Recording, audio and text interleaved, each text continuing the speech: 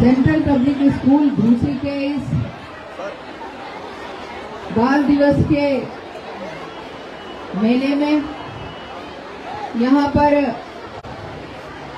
Central public school के संरक्षक के रूप में और मैं कहूंगी हम सब के संरक्षक के रूप में उपस्थित आदरणीय श्री राम नरेश तिवारी पिंडीवासा जी, और बहुत आशीर्वाद रहता है यहाँ से लेकर अल्लाहपुर तक, बहुत आशीर्वाद रहता है और हमेशा हम सब पर अपनी छत्र छाया बनाए रहते हैं।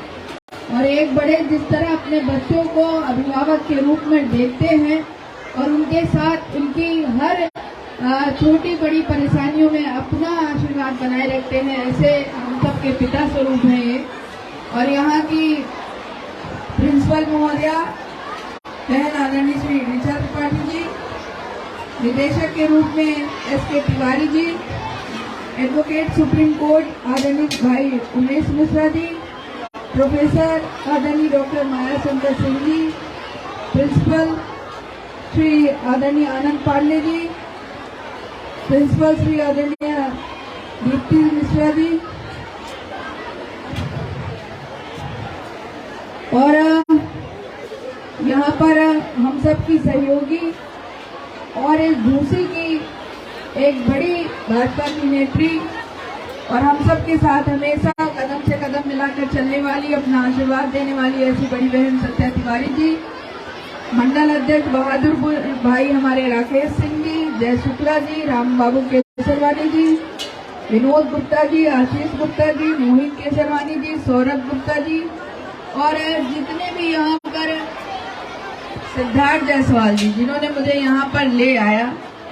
और सिद्धार्थ मेरे पास आए थे क्योंकि आज कार्यक्रम बहुत ज्यादा पहले से लगे हुए थे, लेकिन सिद्धार्थ का कहना था कि भाभी आपको चलना ही है और आप चाहे जैसे बीच में टाइम निकाले। फिर प्रिंसिपल मैडम ने कहा हमारे यहाँ इतना देर टाइम कार्यक्रम चलेगा, आप कभी भी बीच में आ जाएं।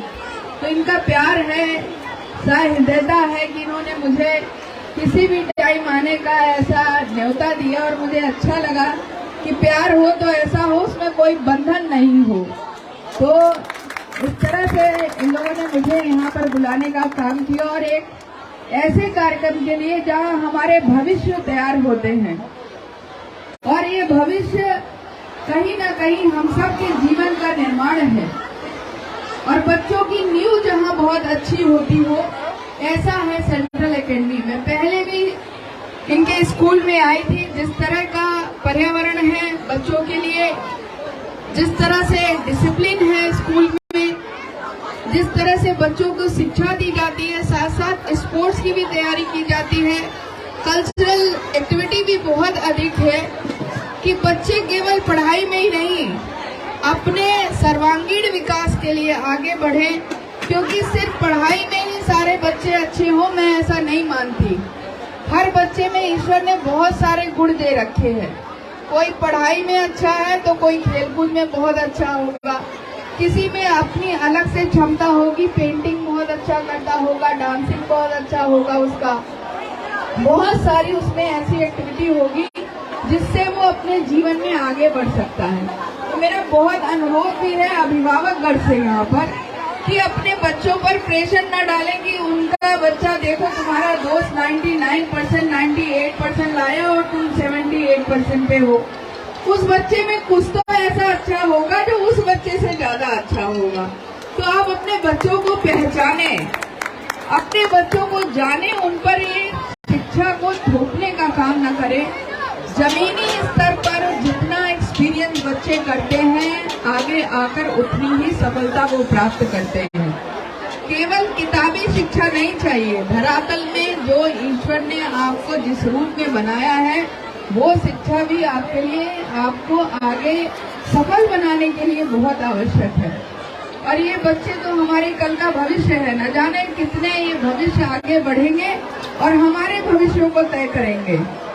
कल में से कोई इनमें से राजनीतिक रूप से निकलेगा आगे, कोई सामाजिक सरोकार से निकलेगा आगे, कोई इंजीनियर बनेगा, कोई डॉक्टर बनेगा, कोई बहुत बड़े बड़े पोस्टों पे जाएगा और वो हमारा ही अभिमान बढ़ने का काम करेगा कि हमारे प्रयाग का बच्चा आज इस जगह पर पहुंचा है तो कहीं ना कहीं प्रयागवासियों का सम्मान और स्वाभिमान बढ़ने का काम करेगा। तो मेरा बहुत अनुरोध है, आज जिस दिशा में परिवेश में हम सब चल रहे हैं, और मुझे ये स्कूल इसलिए भी बहुत पसंद है कि अपनी भारतीय संस्कृति और संस्कारों को लेकर चलने का काम करता है, बच्चों में संस्कार देने का काम करता है। और आज जिसकी सबसे ज्यादा जरूरत है वो बच्चों को संस्कार और अपनी संस्कृति की पहचान कराना।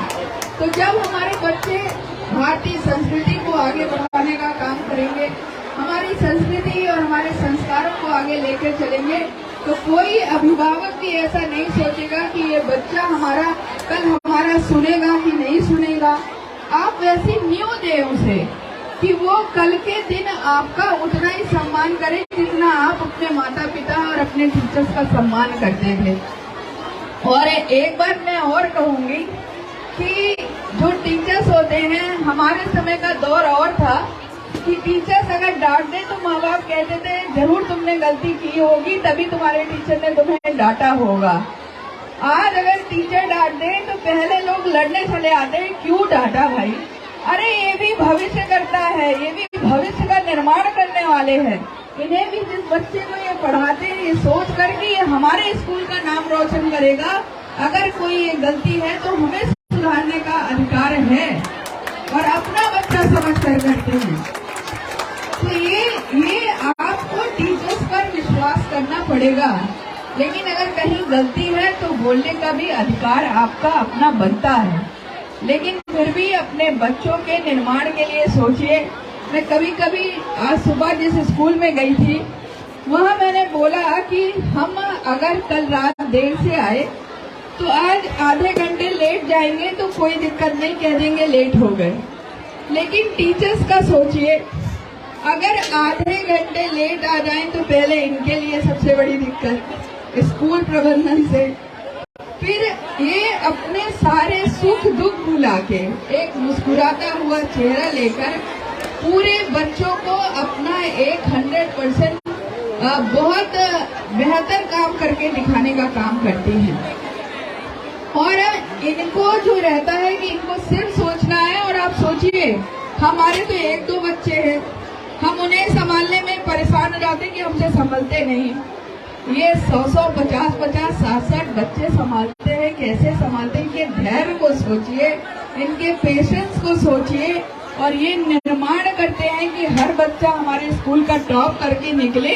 तो आप इनके धैर्य, सचमुच अगर धरती पर कहीं भगवान है तो ये शिक्षा की है भगवान के रूप में, जो इतना धैर्य रख के सबको संभालने का काम करते हैं।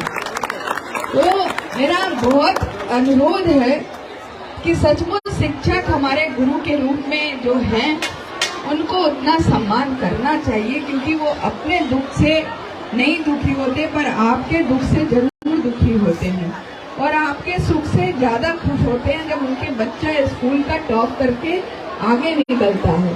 बेहतर शिक्षा के लिए, बेहतर भविष्यों के निर्माण के लिए आज ये काम कर रहे हैं। और ये भी सुकून से बैठ सकते हैं, पढ़े ना पढ़े हमारा क्या जाता है किसी के बच्चे में, लेकिन इन्हें चिंता होती है कि हमारा स्कूल 100% आगे बढ़ के जाए, हमारा रिजल्ट 100% आए। और मैं अपनी आखिरी बात यही कहूंगी कि बेटियों को बहुत शिक्षित करें।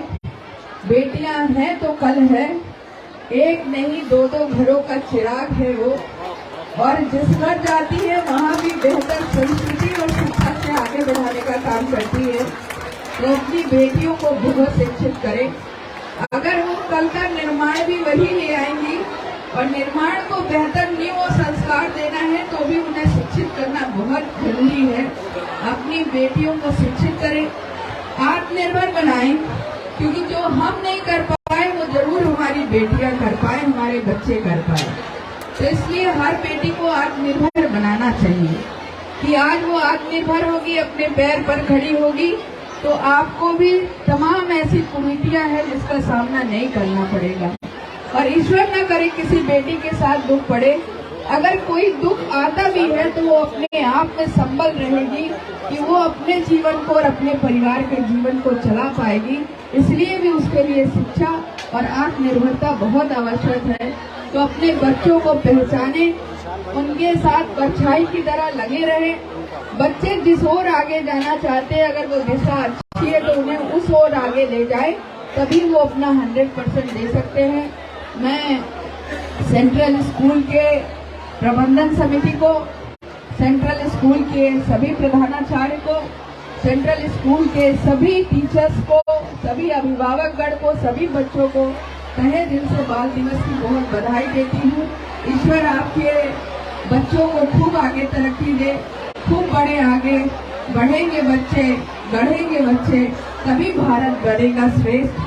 श्रेष्ठ भारत के लिए अपने बच्चों को बेहतर शिक्षा दे, यही मेरी ढेर सारी शुभकामनाएं इस बाल दिवस पे है। जय हिंद, जय भारत।